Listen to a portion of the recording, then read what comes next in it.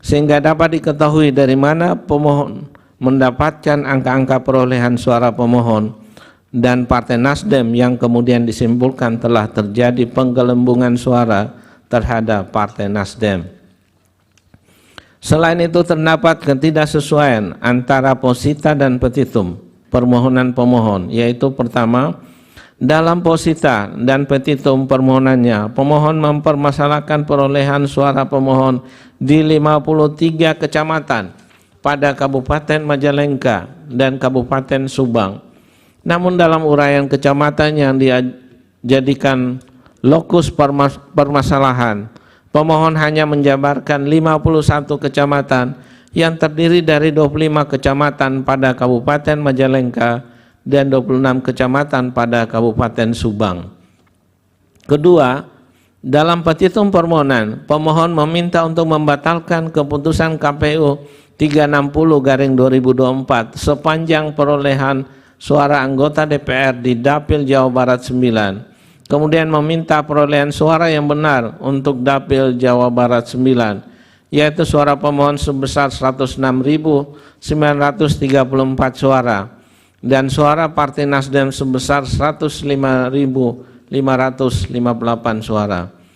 Petitum demikian menjadi kontradiktif dengan posita karena seandainya permohonan pemohon dikabulkan quote non, penetapan perolehan suara yang dimohonkan pemohon justru jauh lebih kecil dibandingkan dengan perolehan suara yang ditetapkan oleh termohon.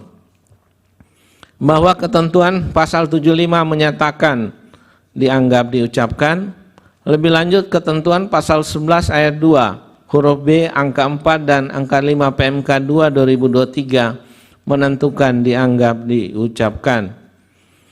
Menimbang bahwa berdasarkan fakta hukum dan ketentuan di atas, permohonan pemohon tidak memenuhi kualifikasi sebagaimana dimaksud dalam pasal 75 Undang-Undang MK dan pasal 11 ayat 2 huruf B angka 4 dan angka 5 PMK 2 2023. Hal tersebut dikarenakan terdapat ketidakjelasan uraian tentang kesalahan hasil penghitungan suara yang diumumkan termohon dan hasil penghitungan yang benar menurut pemohon, dan terdapat ketidaksesuaian antara alasan-alasan permohonan atau posita dengan yang dimohonkan kepada mahkamah atau petitum.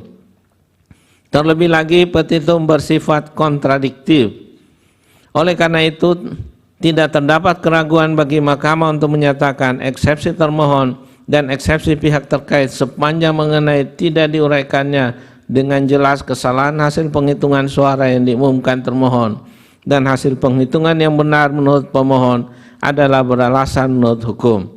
Dengan demikian menurut mahkamah permohonan pemohon kabur atau obskur. Paragraf 3.10 dan paragraf 3.11 dianggap diucapkan. Konklusi, berdasarkan penilaian atas fakta hukum sebagaimana diuraikan di atas, mahkamah berkesimpulan, 1. Mahkamah berwenang mengadili permohonan akuo, 4.2 dan seterusnya sampai 4.6 dianggap diucapkan.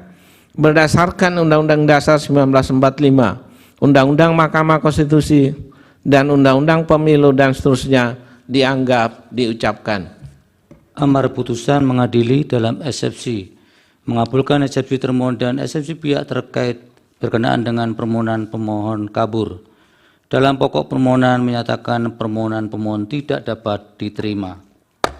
Demikian diputus dalam rapat permusyawaratan hakim yang dihadiri oleh 9 hakim konstitusi.